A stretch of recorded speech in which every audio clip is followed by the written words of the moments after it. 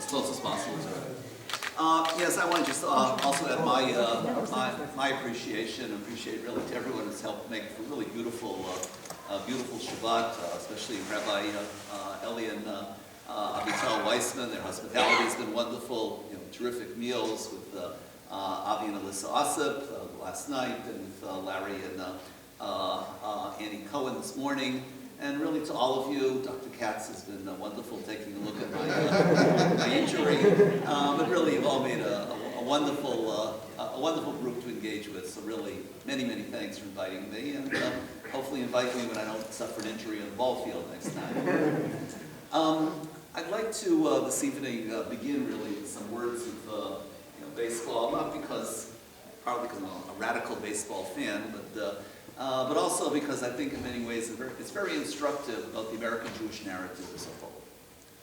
You've all heard the phrase, I'm sure, from tinkers to Evers to chance, which was the slogan, if you will, of some who believe Chicago Cubs back in the first decade of the 20th century, from third to second to first. This was their infield. When I think of Jews in baseball, I think of from Greenberg to Koufax to Euclides. Hank Greenberg obviously was the first major Jewish ball player, lionized by Jews because of his refusal to play in Yom Kippur, even when the pennant was at stake. He got a special dispensation by his rabbi to play on Rosh Hashanah. I leave it to my halachic authorities to decide whether that was appropriate or inappropriate. But what's fair to say is that the symbolism of Greenberg refusing to play was a major statement of American Jewry. Now, this in turn, though, gave rise to a mythology that Greenberg, the Jew, the proud Jew who would not play at Yom Kippur, should not be allowed to break Babe Ruth's record. Greenberg was pursuing Ruth, reached the point of 58 home runs with 1 week to go in the season. This is mid-1930s. And the mythology grew up that pitchers, all dedicated to the view that it's inappropriate for a Jew to be replacing the Herculean Babe Ruth. Again, I'm a Red Sox fan. We always have this thing of the Red Sox, they're Jewish. The Yankees, they can't be Jewish. They're the opposition. The idea was that the Herculean Ruth, the symbol of muscular Gentile America, should not be eclipsed by the immigrant Jew, or the symbolism of immigrant Jewry, Hank Greenberg. It's mythology because actually now that we have so many cybermetrics in terms of tracing the nature of baseball statistics, it turns out that those who trace the actual pitches that Greenberg was given in his last week discovered that he received no worse pitching than he had during the year.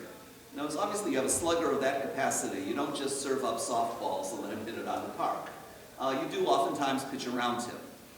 Greenberg basically, he received, I believe, 5 walks in his last week, which was no more, no less than he had done during the rest of the year.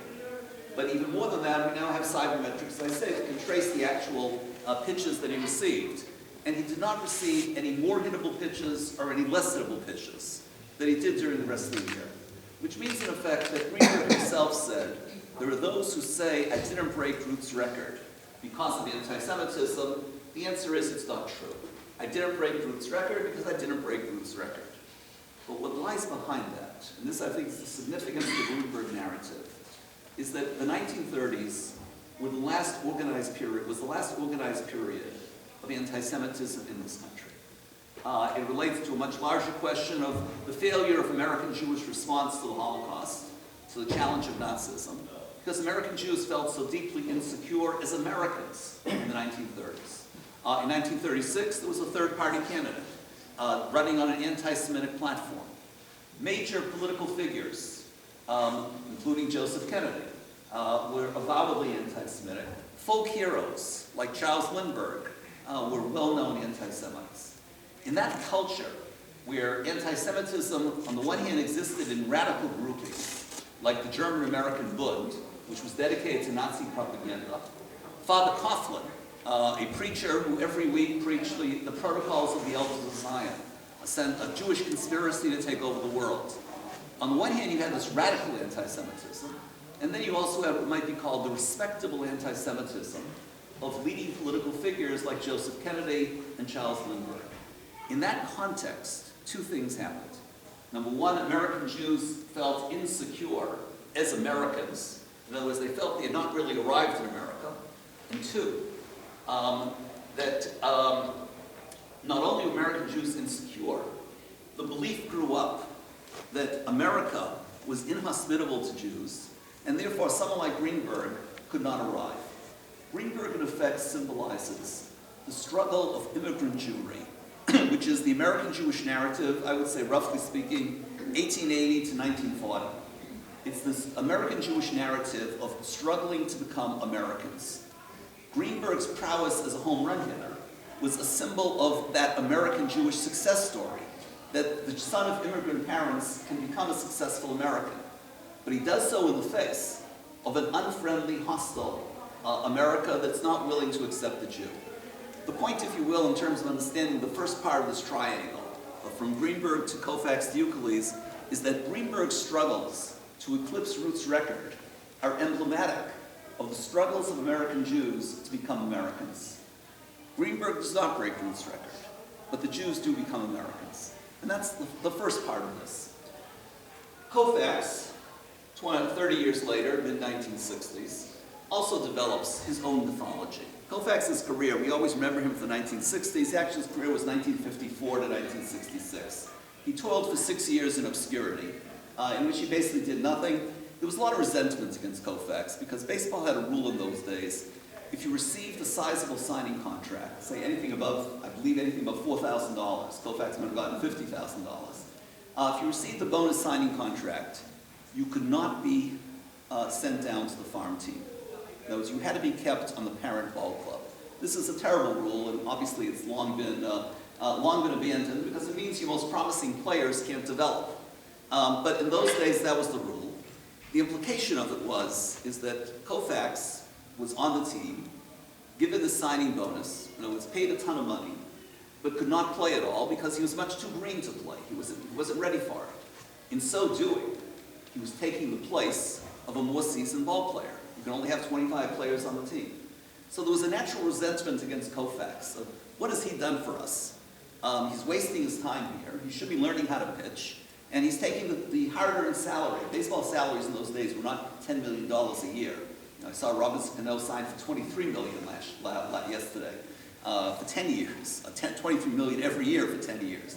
In those days, the salary average was closer to $10,000 a year. There's been inflation, but not that kind of inflation. So the resentment against Koufax was quite considerable. It's interesting that two black ball players on the Dodgers, Don Newcomb and Roy Campanella, more veteran ball players, supported Koufax because they saw the resentment against Koufax as expressive of resentment that they went through as some of the first black ball players to play in the major leagues. Koufax, the Jew, is the perfect gentleman. Number one, he's cerebral. He's the thoughtful, the thinking man's pitcher. Koufax never threw at a hitter. It's a fascinating development. Today we think, who is the real pitcher? The Roger Clemens who knocks everyone down and takes drugs on the side. Don Drysdale, Koufax's teammate, essentially attained his career by saying, don't let any hitter get too close to the plate. Koufax's approach was, no, the hitter is a human being. Let me try to defeat him on his own terms, and not the fact that I've got a weapon in my hand known as a baseball. So he's the cerebral, gentlemanly pitcher, the thinking man's pitcher. Secondly, Koufax is Brooklyn, meaning he's expressive of the Jewish capital of North America, if you will. But thirdly, and this is what Koufax became so famous for, is he never played on any of the high holidays, neither Rosh Hashanah nor Yom Kippur. And when he spoke about it, he said, this is simply not an issue. Everyone knows Sandy Koufax does not play ball on Rosh Hashanah or Yom Kippur. This became a major issue in 1965, when the first game of the World Series was being played on Yom Kippur. There were headlines leading up to that week which said, Walt Alston, manager of the Dodgers, Alston prays for a rainy Yom Kippur.